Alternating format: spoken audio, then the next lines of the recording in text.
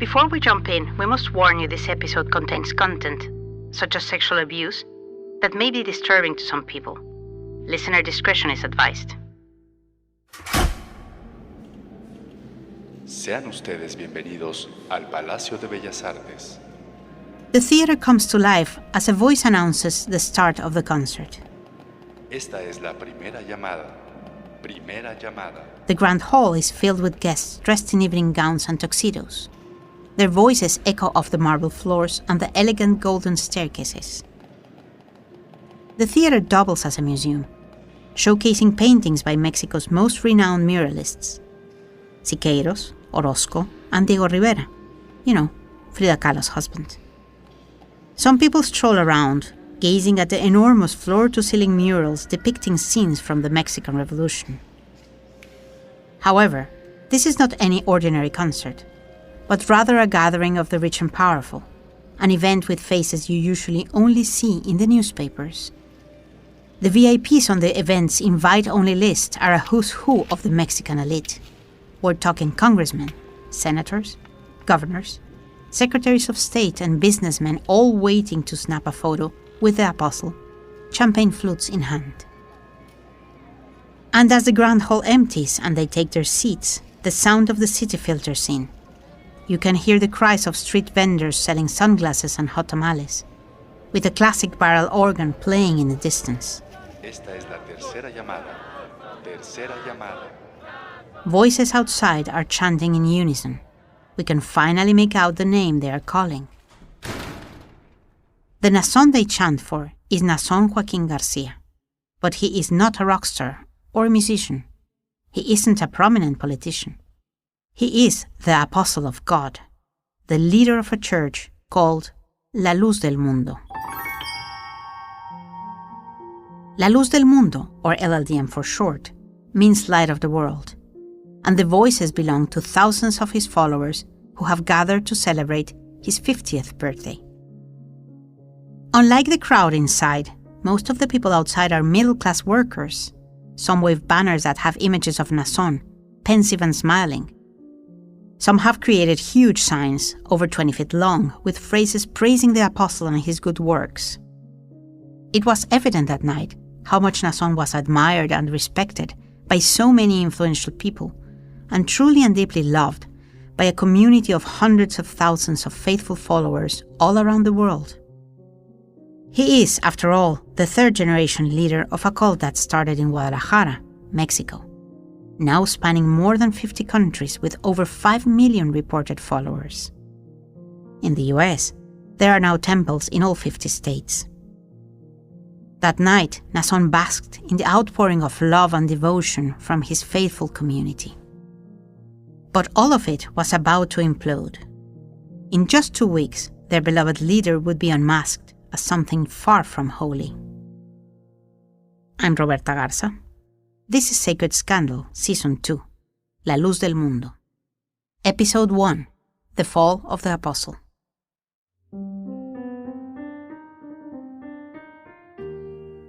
It's the largest cult in the world that no one has ever heard of. They believe that he was Jesus Christ on earth, God on earth.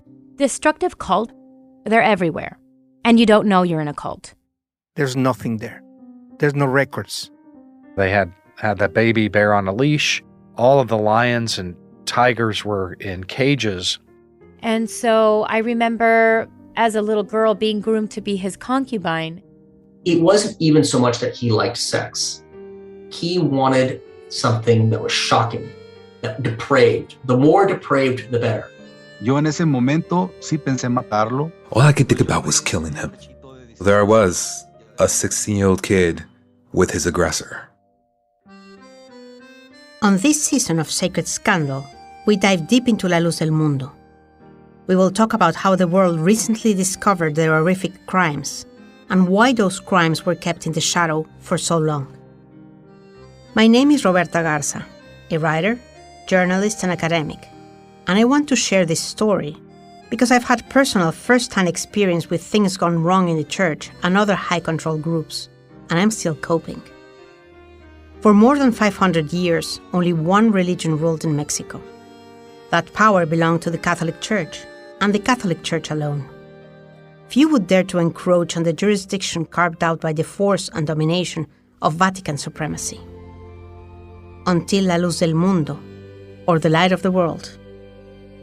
This new Christian evangelical church, founded in 1926, did not kneel before a Father, Son, or Holy Spirit, but instead centered around its three patriarchs, the founder Aaron, his son Samuel, and finally his grandson, Naasón.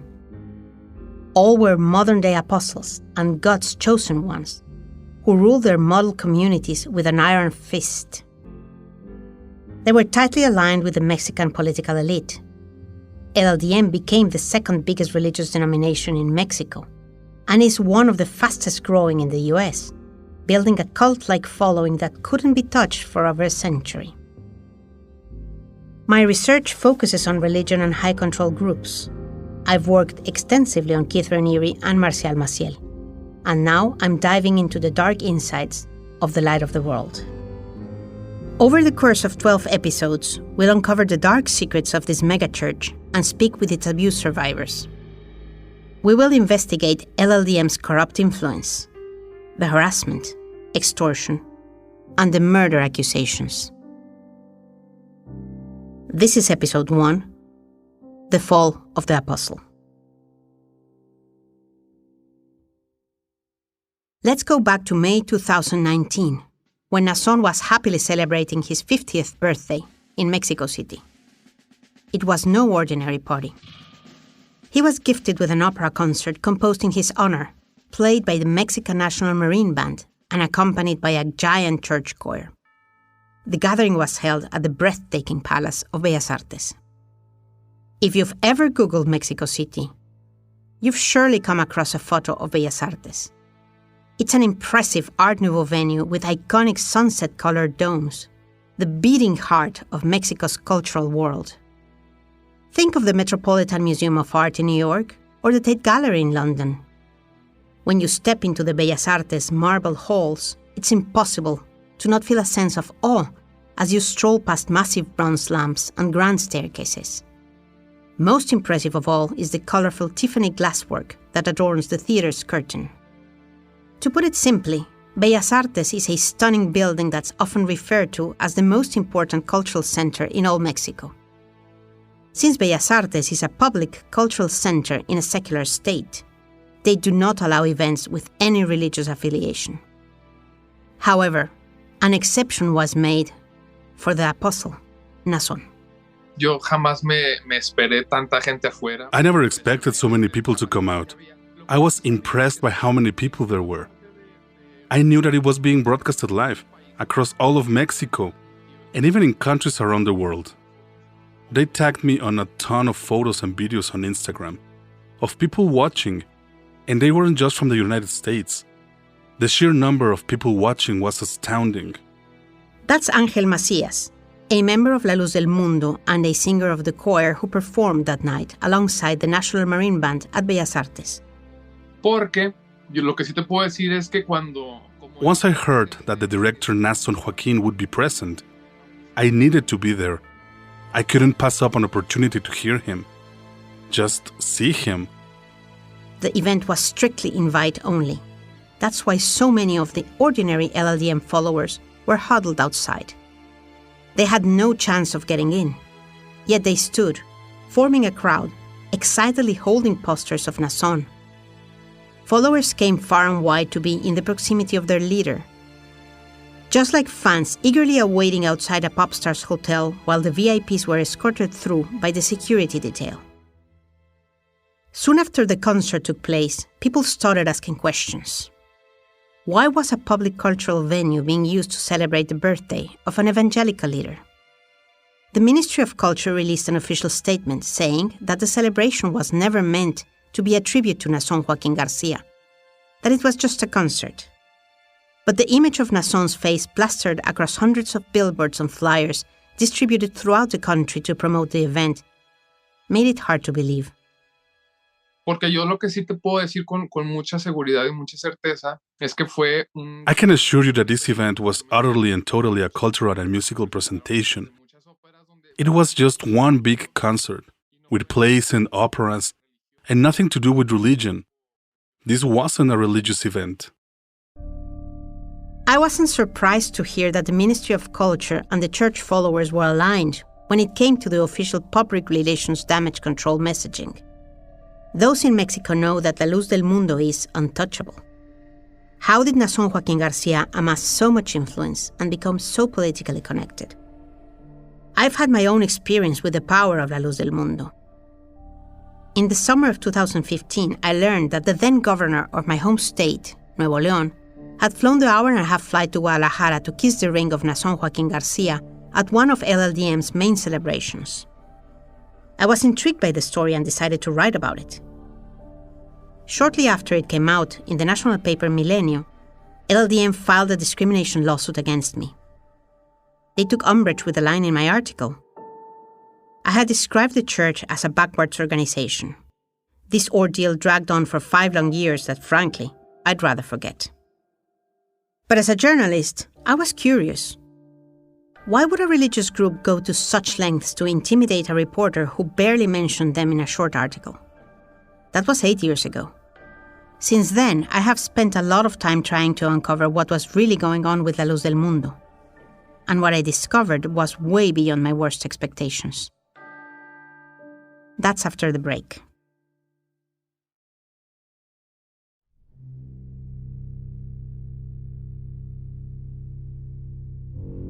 The millions of devout followers in La Luz del Mundo are not casual observers. You can't just show up at an LLDM church and say, "Hey, I want to join." It's a process that takes years, even decades of commitment and dedication, requiring grueling rituals and displays of sacrifice. You had a 5 a.m. church, a 9 a.m. church, and a 6:30 or 6 o'clock church, which is the last one. Elisa Flores knows it well.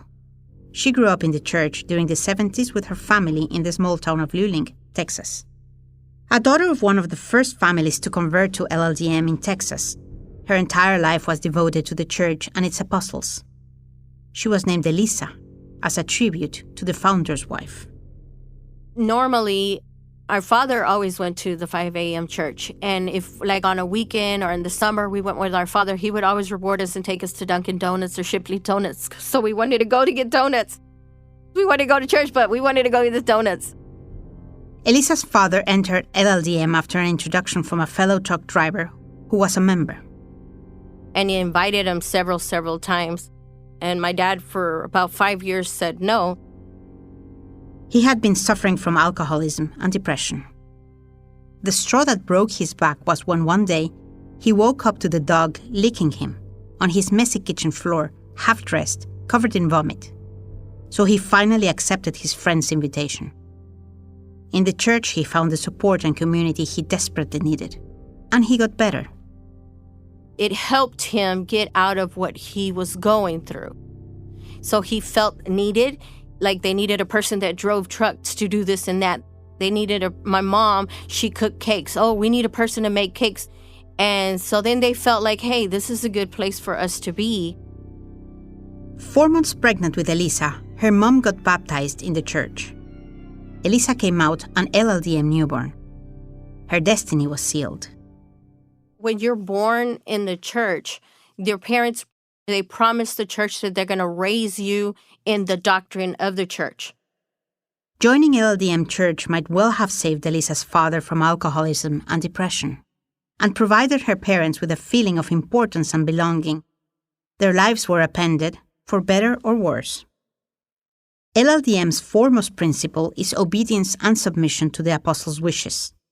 Whatever they may be about, how you dress, your soul salvation, or maybe a new car for his coming birthday. Church attendance 3 times a day is mandatory. Followers are expected to be chaste, dress conservatively, and live lives of extreme simplicity, unburdened by material goods in order to give all non-essential income to the church and spend any free time fundraising for LLDM. Elisa remembers how, after school and on weekends, the family sold flowers for the apostle. We, devein the roses, like take all the thorns off, make the rose arrangements. And then you go and from 8 o'clock in the morning or 10 o'clock to 8 or 9 o'clock at night when the sun goes down, you're there selling flowers. And we're doing all of this for free because we don't get paid for this. And all of the money goes back to the church. In addition to fundraising, Elisa's parents turned over a significant portion of their income to the church, more than the 10% that was required of them. And then you have like the big offerings where like they want to buy a gift for the apostle. And you have to do an offering with love. Offerings of love consisted of standing up in the church and announcing to the whole congregation how much you were giving. Every pastor kept a tally of each member's generosity. And woe to the ones who were not giving enough. Then they look down on you and they tell you, is that all the faith you have? Don't you know that this is to make the apostle of God happy? He wants this land and all you can give is $100, $200? For Elisa, this all seemed normal. Her family's involvement in the church was all-encompassing, as other kids go to dance classes, to soccer practice, or dress up as their favorite stars and singers. She remembers playing church with her brother as an 8-year-old. We would even separate our chairs because in our church, the men sit on one side and the women sit on the other side. So we would set up our little room like a church. When we went swimming, we would baptize each other. We were playing church. Being a member of LLDM means a total commitment to the church and to the apostles. You also have to believe in the apostle of God. If you don't believe in the apostle of God, then you don't go to heaven.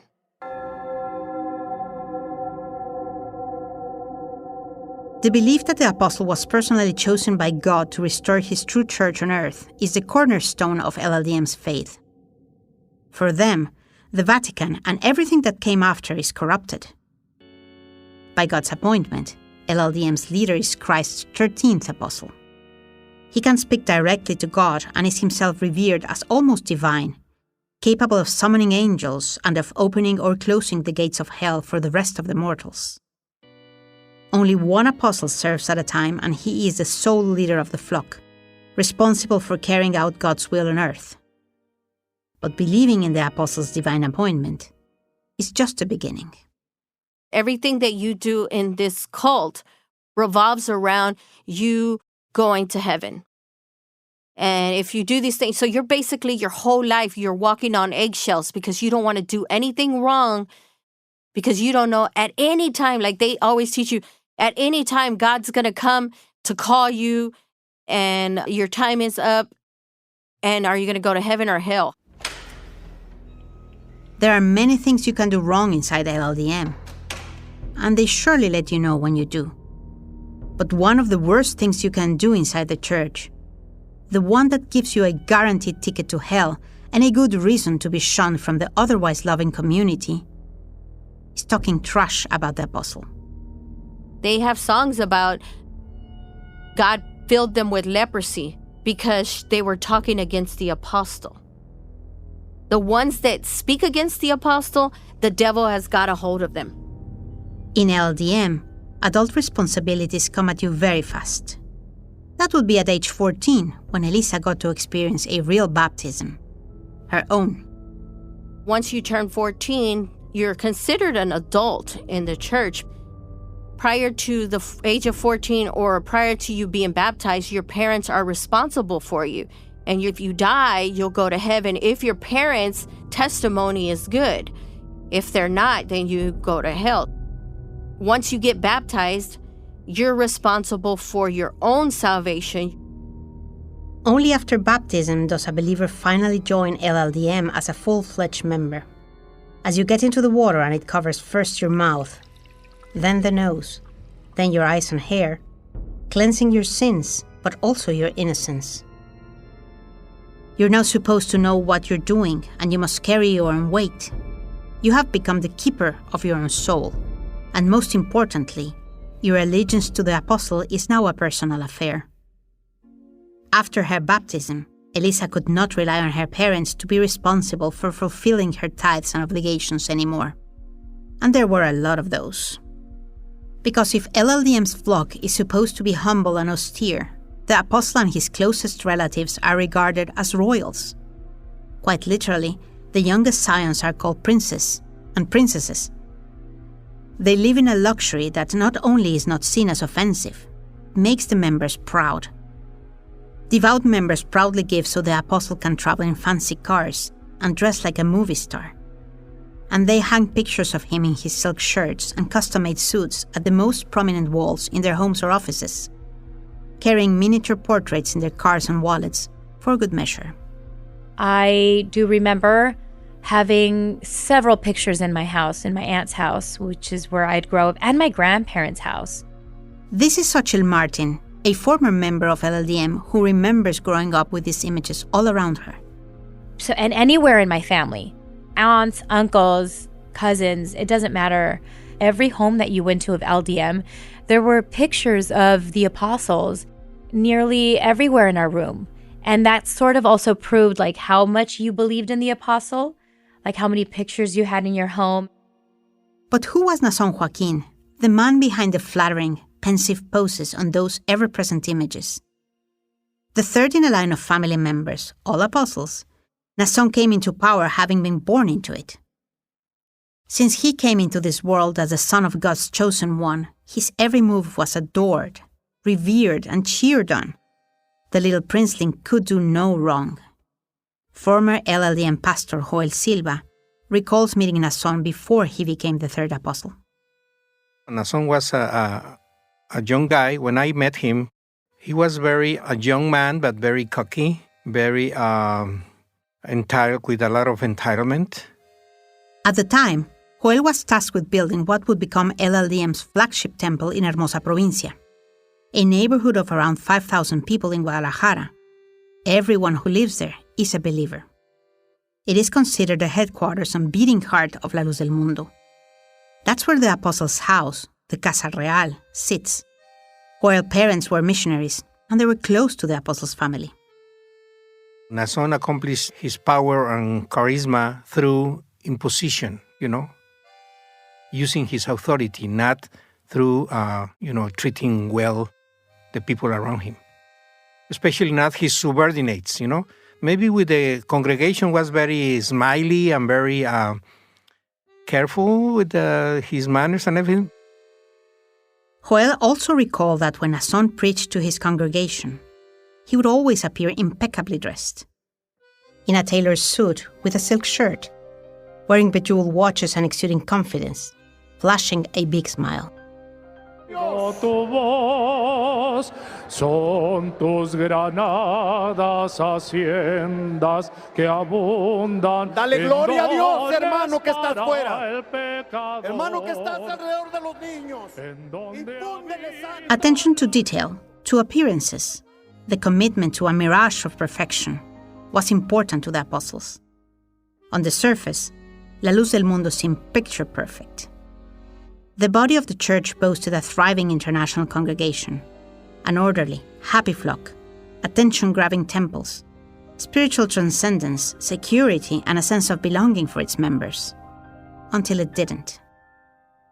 More on that after the break.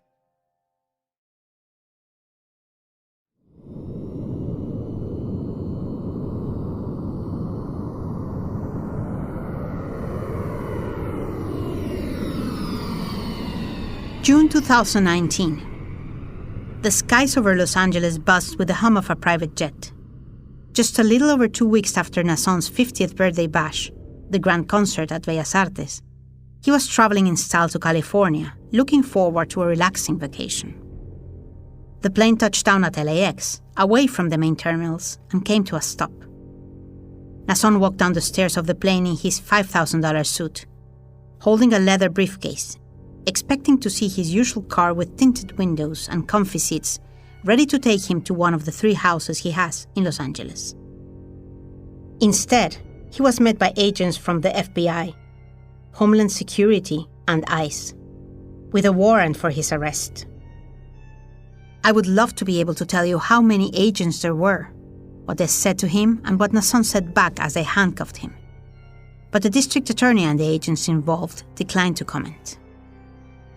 What we do know is that Naasón was instructed to open his briefcase and lay out his belongings, and his passport An iPad and an iPhone were immediately confiscated. Naasón's vacation would have to be postponed indefinitely. The religious leaders are supposed to have the best interests of their followers and congregations in mind. Officials say that is not what the leader of the Light of the World Church was doing. Instead, they say he was abusing his position of power, taking advantage of people, families, and young children for his own sexual desires. On Monday night, my office arrested Naasón Joaquín García. A day of reckoning for the man whose millions of followers call him the Apostle, Jesus on earth.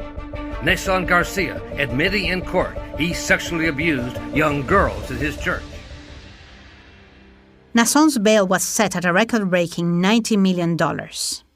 A Los Angeles court charged him with counts including human trafficking, child pornography, and the rape of a minor.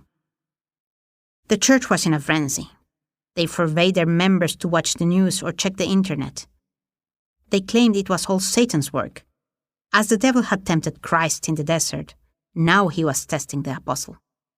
To no one's surprise, Naasón's followers, like Elisa, adamantly rejected his guilt. When we were told in church that he was arrested, they brought down this big screen, this projector screen, and they put on the video. And the bishops told us that the apostle of God had gotten arrested and that they would be our form of communication, that we were supposed to be looking at anything other than what they tell us to, or that they would be the ones to tell us the truth about what was going on. That was until she visited her brother, Moises, who had recently left the church. My brother, he starts telling me, "Hey, Elisa, what do you think about this stuff that's going on with Naasón?" And I'm like, "Oh, it's an immigration thing." And he was like, "No, it's not." And I'm like, "Yes, it is." And he goes, "No, this is about sexual assault. This is about he did stuff with kids." And I was like, "No, it's not." And he's like, "Yes, Elisa, that's what it is, because I never looked it up." Elisa could obey her pastors no longer. When she went online and saw the victims' depositions, her whole world came crashing down. This was my identity. This was my life. My church was my life. And my life was a lie. My whole life, my whole being, everything was a lie. On this season of Sacred Scandal, La Luz del Mundo, we'll hear from a diverse group of experts, from historians and psychologists to lawyers and people close to the apostles. However, what matters most is that we'll be hearing firsthand from the survivors who are still reeling and healing from their traumatic experiences, from abuse, assault, and even attempted murder. They are the ones who are bravely fighting to expose LLDM for what it really is, a manipulative organization that has caused unimaginable suffering and even death. You can't prove that there's a God. You can't prove that this person isn't a prophet of God. So imagine being a little girl like myself who's being raised and thinking, hey, the apostle of Jesus Christ, you're going to be his wife. The money circulates and it somehow gets into the government and into society, but it all comes back somehow.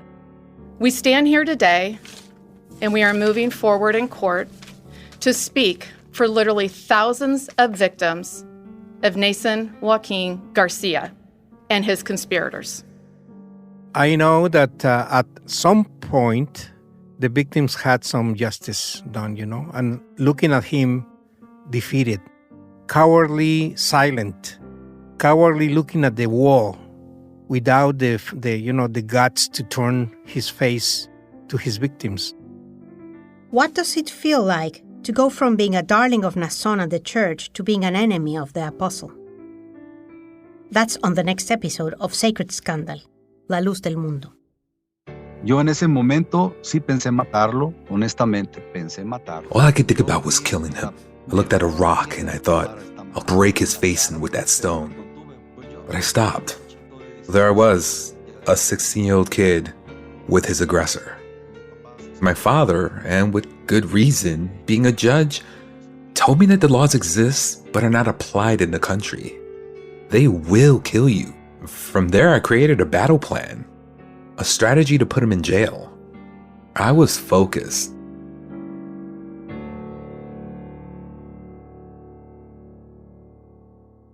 Moisés Padilla was groomed by Naasón's father, and then when he tried to speak out, he was hunted by the church's henchmen, stabbed dozens of times and left to die on the side of the road. Threatened, attacked, and exiled, Moisés never gave up his quest for justice. How do you become a whistleblower after an attempt on your life? His story is on the next episode of Sacred Scandal, La Luz del Mundo. Sacred Scandal, La Luz del Mundo is a production of Exile Content Studio in partnership with iHeart's My Cultura podcast network and is hosted by me, Roberta Garza.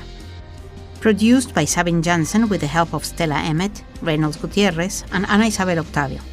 Written by myself and Monisa Hinrichs. Research by Roberta Garza. Fact-checking for this episode by Marina Peña. Additional reporting by Florencia González Guerra García. Engineering by Hugo Mendoza. Sound design by Pachi Quiñones. Original music by Patrick Hart. Edited by Ryder Alsop and Rose Reed. Executive producers are Rose Reed, Carmen Graterol, Isaac Lee, and Nando Villa. Daniel Batista oversees audio at Exile Content Studio. Our executive producers at iHeart are Giselle Vances and Arlene Santana. Sacred Scandal was created by Melanie Bartley and Paula Barros. Special thanks to the voice actors who contributed to this episode, Alexis Cardosa and to Sonic Union.